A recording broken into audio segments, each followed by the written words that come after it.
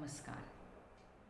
मैं प्राध्यापिका पूर्णिमा उमेश झेंडे, हिंदी विभाग प्रमुख, भोसला मिलिट्री कॉलेज, नासिक। आज हम कवि दुष्यंत कुमार जी की गज़ल हो गई है पीर पर्वत सी पिघलनी चाहिए, इस कविता की जानकारी लेंगे। कविता अर्थात गज़ल समझने से पहले हम कवि दुष्यंत कुमार जी का संक्षिप्त परिचय लेंगे। दुष्यंत कुमार जी का जन्म 1 सितंबर 1933 ईस्वी को बिजनौर जिले के राजपुरा नवादा गांव में हुआ था। इलाहाबाद विश्वविद्यालय से उन्होंने हिंदी में एमए किया। उन्होंने आकाशवाणी और उस वक्त की हिंदी पत्रिका नए पन्ने में भी काम किया। दुष्यंत कुमार की कई गज़लें सरकार की निर्मम व्यवस्था पर करारा प्रहार करती रही हैं। उनका बहुचर्चित गज़ल संग्रह साए में धूप ही ज़्यादातर गज़लें इंदिरा गांधी के शासन में इमरजेंसी के दौरान लिखी गई हैं। दुष्यंत कुमार ने अपनी रचनाओं में उन्हीं शब्दों का प्रयोग किया है जो आम बोलचाल में हो। साहित्य के पाठकों से लेकर मीडिया, राजनीति से लेकर दैनिक जीवन तक सब जगह इनकी गज़लों को सुक्तियों की तरह प्रयोग में किया गया है। उनका निधन 30 दिसंबर 1975 ईस्वी में भोपाल में हुआ। आपकी प्रमुख कृतियाँ काव्य संग्रह सूर्य का स्वागत, जलते हुए वन का बसंत, आवाज़ के घेरे, उपन्यास छोटे छोटे सवाल, आंगन में एक वृक्ष, दूसरी जिंदगी, नाट्यकाव्य एक कंठक विषपाई, गज़ल संग्रह साए में धूप। दुष्यंत कुमार जी ने हिंदी के क्षेत्र में गज़ल लिखकर हिंदी में बहुत बड़ी क्रांति की है। आज गज़ल के लिए समृद्ध हिंदी कवि दुष्यंत कुमार के कारण ही जानी जाती है। गज़ल अर्थात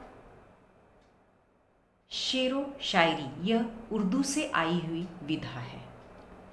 दो पंक्तियों में जब प्यार भरी बातें बताई जाती है तो उसे शेर कहते हैं, और इन्हीं दो दो पंक्तियों की रचनाएं अर्थात शेर 5-6 शेर इकट्ठा हो जाते हैं तो उसे गज़ल के रूप में प्रस्तुत किया जाता है। गज़ल में कभी भी कोई भी बात कितनी भी कड़वी क्यों न हो, लेकिन उसे रूखेपन से कभी भी नहीं बताया जाता है। हमेशा ही हर बात प्यार से ही समझाई जाती है।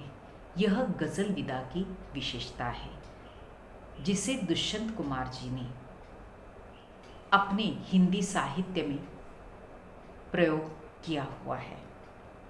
आज हम उनकी एक गज़ल देखने जा रहे हैं, हो गई है पीर पर्वत सी पिघलनी चाहिए। इस गज़ल के अंदर दुष्यंत कुमार जी ने आज की राजनीति,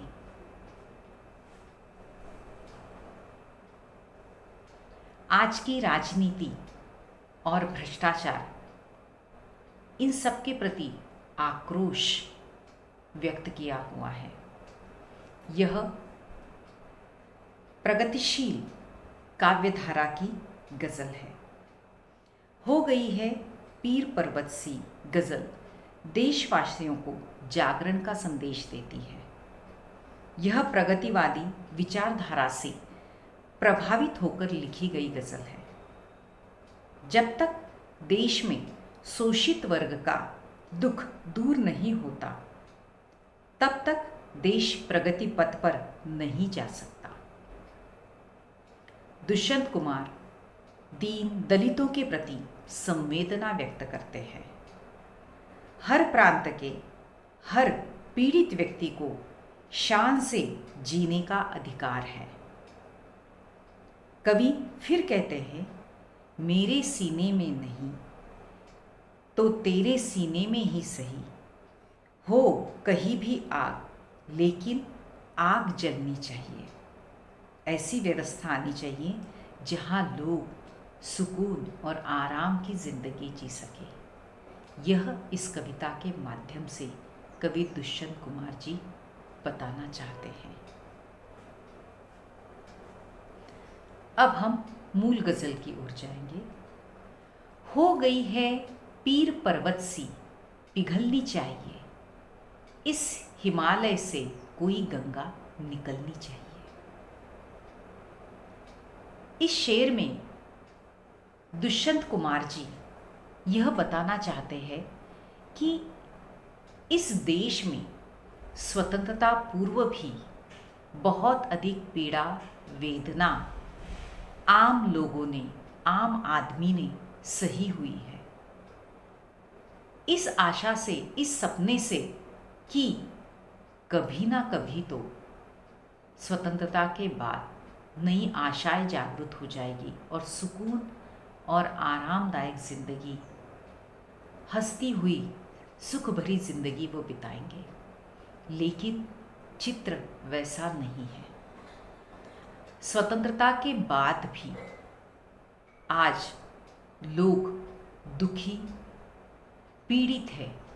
पीर अर्थात पीड़ा, और वो पीड़ा, वो दुख और गरीब और दलित वर्ग का शोषण इतना बढ़ता गया है,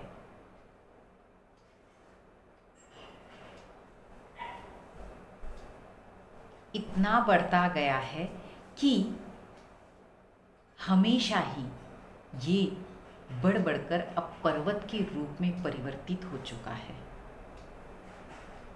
और यही दुख दुष्यंत कुमार जी को है कि आज पीड़ा स्वतंत्रता पूर्व और स्वतंत्रता के बाद इतनी बढ़ गई है कि उसका रूप पर्वत में परिवर्तित हो गया है। और कवि चाहते हैं कि यह पर्वत जो है उसमें से ये पीड़ा पिघलनी चाहिए। किस कदर? इस हिमालय से कोई गंगा निकलनी चाहिए। जिस प्रकार हिमालय से गंगा निकलती है और अपनी पवित्रता से जब वो धरती पर बहती है तो सारे दुख, दर्द, सब कुछ, सबके पाप नष्ट करती हुई वो आगे बढ़ती रहती है। हमेशा ही हिमालय से निकलने वाली ये गंगा अपने बाढ़ में आसपास जो भी कूड़ा करकट गंदगी होती है वो अपने बाढ़ के पानी में लेकर बहती है और समुद्र में जाकर मिला देती है और फिर पानी साफ सुथरा हो जाता है। वैसा ही हो गई है पीर पर्वत सी पिघलनी चाहिए, इस हिमालय से कोई गंगा निकलनी चाहिए। ऐसे ही इस दुख दर्द को, पीड़ा को मिटाने के लिए गंगा रूपी कोई तो रास्ता मनुष्य ने निकालना चाहिए। और वो रास्ता कौन सा है? गंगा कौन है? क्रांति, परिवर्तन, परिवर्तन रूपी गंगा निकलनी चाहिए। अगर परिवर्तन नहीं होगा, मनुष्य क्रांति नहीं करेगा तो कभी भी ये पीड़ा कम नहीं होगी। इसलिए परिवर्तन और क्रांति की आवश्यकता बहुत ज़रूरी है। हम दूसरे शेर की तरफ चलेंगे। आज यह दीवार पर्दों की तरह हिलने लगी, शर्त लेकिन थी कि ये बुनियाद हिलनी चाहिए। आज यह दीवार पर्दों की तरह हिलने लगी, शर्त थी लेकिन ये बुनियाद हिलनी चाहिए। ये दीवार कौन सी है? भ्रष्टाचार की, राजनीति की, जाति भेद की, ऊंच नीच की। ये सारी जो दीवार है वो हिल तो रही है।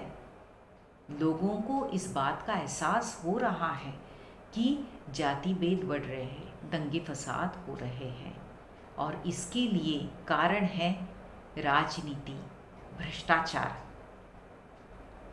और जिस कारण सब अपने अपने अंदर ही फुसफुसाहट कर रहे हैं, कोई भी आगे नहीं बढ़ रहा है। अर्थात हर आम आदमी को एहसास है कि ये दीवार जो है, भ्रष्टाचार की दीवार जो है, वह हिलने तो लगी है, पर कवि कहना चाहते हैं कि हिलने से कुछ नहीं होगा है। शर्त ये है कि इसकी बुनियाद हिलनी चाहिए। अर्थात थोड़ा बहुत परिवर्तन करने से नहीं होगा, सब लोगों को एकजुट होकर बगावत करनी पड़ेगी, क्रांति करनी पड़ेगी, परिवर्तन के लिए लड़ना पड़ेगा। तभी बुनियाद अर्थात नींव इस भ्रष्टाचार की, इस अनाचार की, इस अत्याचार की, इस राजनीतिक कूटनीति की नींव जरूर हिल जाएगी। हम तीसरे शेर की ओर चलेंगे। हर सड़क पर, हर गली में, हर नगर में, हर गांव में हाथ लहराते हुए लाश चलनी चाहिए। हर वर्तमान में, स्वतंत्रता के बाद भी और स्वतंत्रता पूर्व भी, मनुष्य वेदना, पीड़ा सह रहा है, उसका शोषण हो रहा है। दलित वर्ग, दीनहीन वर्ग हमेशा ही इस शोषण का शिकार बनते जा रहे हैं। श्रमिक वर्ग हमेशा ही इस शोषण का शिकार बनते जा रहे हैं और कुछ इने गिने पूंजीपति, कुछ इने गिने राजनीतिक लोग इस बात का फायदा उठाते जा रहे हैं। इसलिए हर व्यक्ति जानकर भी इस दुख को ढोता जा रहा है, लाश बनता जा रहा है। उसे पता है कि वो लाश बना हुआ है। क्यों? क्योंकि वो आवाज़ अकेला नहीं उठा पा रहा है। हर एक शोषण होता हुआ वो सह रहा है, क्योंकि वो डर रहा है, सहम सहम कर जी रहा है। कुछ इने गिने राजनीतिक लोगों के कारण, इस भ्रष्टाचार के कारण उसने अपनी जिंदगी में अपने आप को ही दबाया हुआ है। और ये दबाव है भ्रष्टाचार का, ये दबाव है राजनीति का। और ऐसे में मनुष्य अगर जागरूक नहीं होगा तो वो दब दब कर, घुट घुट कर मर जाएगा, लाश बनकर उसे जीना पड़ेगा। इसलिए दुष्यंत कुमार जी कह रहे हैं कि एक अकेला व्यक्ति लड़ेगा तो इसका कुछ नहीं होगा। इसके लिए जितने भी इस देश में लोग लाश बन गए हैं, लाश अर्थात संवेदनहीन बन गए हैं, निर्जीव बन गए हैं, जिनकी संवेदनाएं नहीं बची है, जो सब कुछ जानते हैं शोषण हो रहा है फिर भी दुख सह रहे हैं, क्रांति करने की हिम्मत नहीं रखते हैं, परिवर्तन नहीं करना चाहते हैं, जो बात है उसे सहते हुए आगे बढ़ रहे हैं, भ्रष्टाचार को खुली आंखों से देख रहे हैं। दुष्यंत कुमार जी को इस बात का दुख है कि आम आदमी लाश बनकर जी रहा है। इसलिए वह चाहते हैं कि हर सड़क पर, हर गली में, हर नगर, हर गांव में हाथ लहराते हुए लाश चलनी चाहिए। मतलब इस देश की हर सड़क पर चलने वाला हर व्यक्ति, हर गली में चलने वाला हर व्यक्ति, हर नगर में चलने वाला हर व्यक्ति, हर गांव में रहने वाला हर व्यक्ति जागरूक होना चाहिए। असंवेदनशीलता छोड़कर संवेदनशील बनकर अन्याय, अत्याचार, भ्रष्टाचार के खिलाफ उसने आवाज़ उठानी चाहिए। आवाज़ कैसी उठानी चाहिए? फुसफुसाहट भरी नहीं, तो हाथ लहराते हुए, अर्थात हाथ ऊंचा करके आंदोलन करनी चाहिए। इसके खिलाफ क्रांति करनी चाहिए। और जब तक ये सारे आम आदमी जो लाश बनकर जी रहे हैं, ये लाशें ऐसे क्रांति रूपी मशाले लेकर, क्रांति रूपी नारे लेकर आगे नहीं बढ़ेगी, नहीं चलेगी, तो मनुष्य दबा दबा सा लाश बनकर ही जीता रहेगा। अगर उसे जिंदा रहना है तो लाश बनकर भी उसे हाथ लहराने पड़ेंगे, अर्थात उसे अपना निर्जीवत्व, असंवेदनशीलता छोड़ देनी होगी और भ्रष्टाचार को जानते हुए एकजुट होकर उसके खिलाफ आवाज़ उठानी पड़ेगी। तभी परिवर्तन संभव है। हम अगला शेर देखेंगे। सिर्फ हंगामा खड़ा करना मेरा मकसद नहीं, मेरी कोशिश है कि ये सूरत बदलनी चाहिए।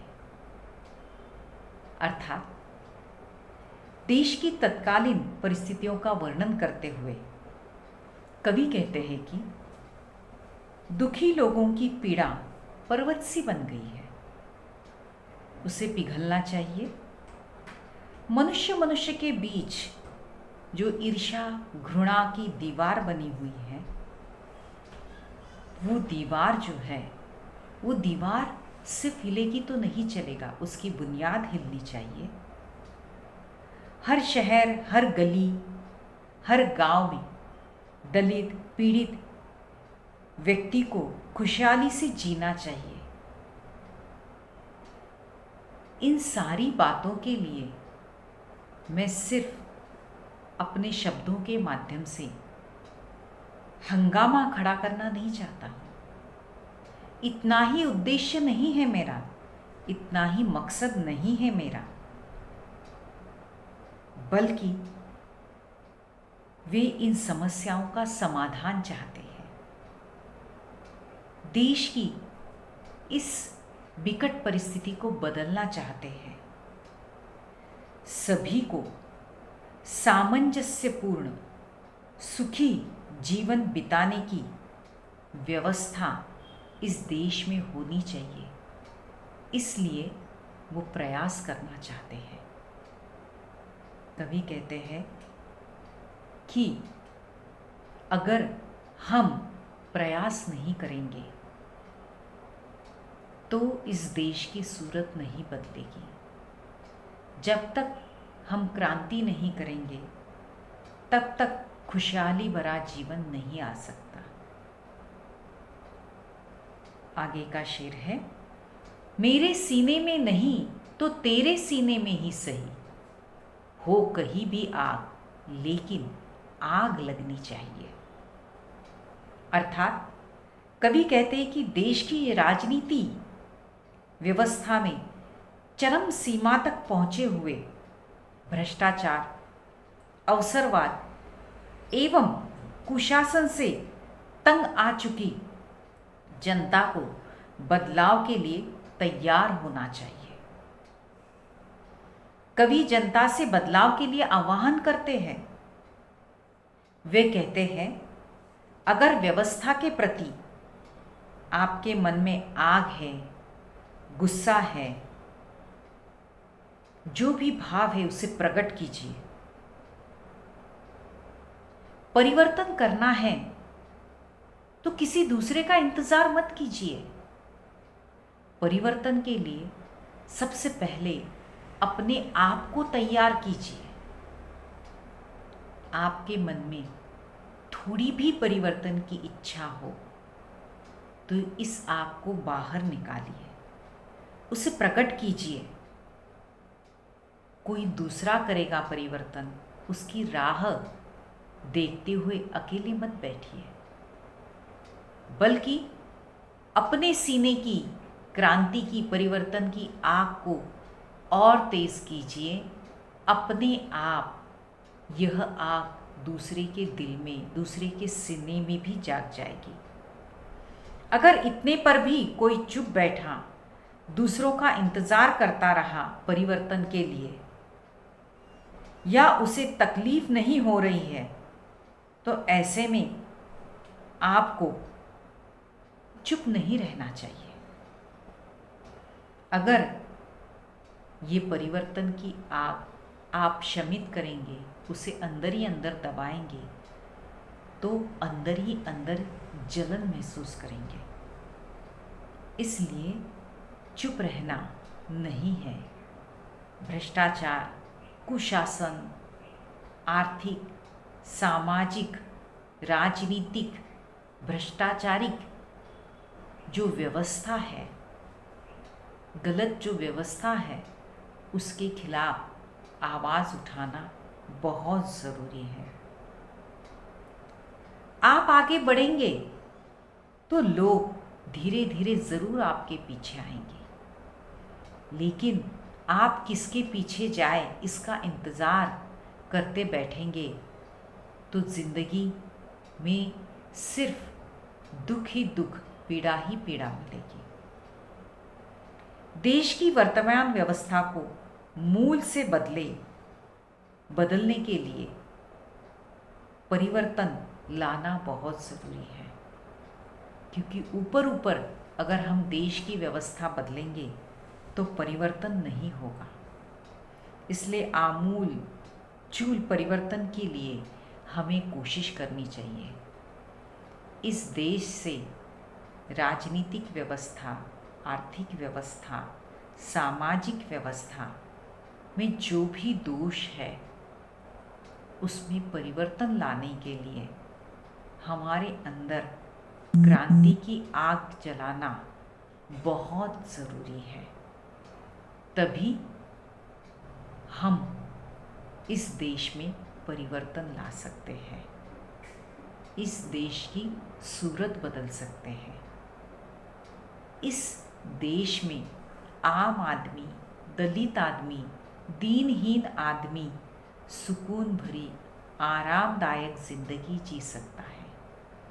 यही बात इस कविता के माध्यम से दुष्यंत कुमार जी सामने लाना चाहते हैं और हर व्यक्ति को यथार्थ से अवगत कराकर, इस देश की सच्चाई से अवगत कराकर, इस देश की परिस्थिति से अवगत कराते हुए जो गलत है उसके खिलाफ आवाज़ उठाने के लिए, क्रांति करने के लिए चेतना देते हैं, उसे दिल से पुकारते हैं कि जागो, अब नहीं जागोगे तो जिंदगी भर तुम्हें रोते बैठना पड़ेगा, अब तुम्हें जागना है।